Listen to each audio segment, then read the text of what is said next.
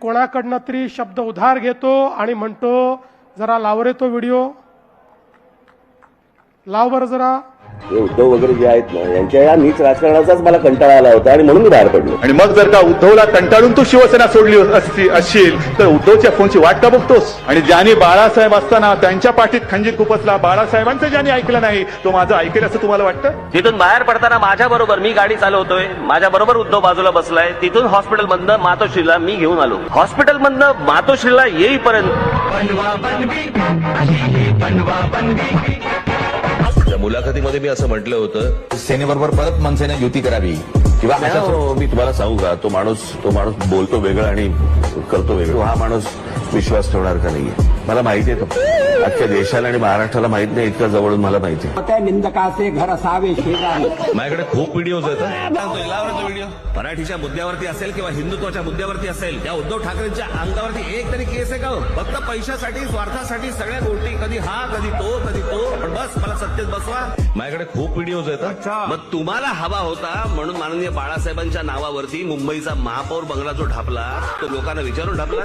माझ्याकडे खूप व्हिडिओज आहेत. खोके खोके ओरडत आहेत, त्यांच्याकडे कंटेनर्स आहेत. कोविड पण नाही सोडला त्यांनी.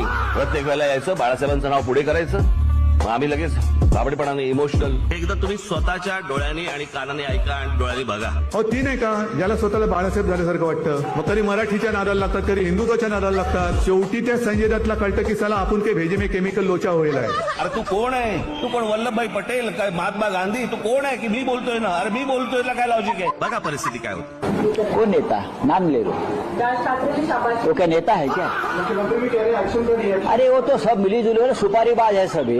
आमच्या आजोबांनी फार छान शब्द काढला होता असल्या वृत्तीच्या लोकांसाठी. हे सगळे लवंडे.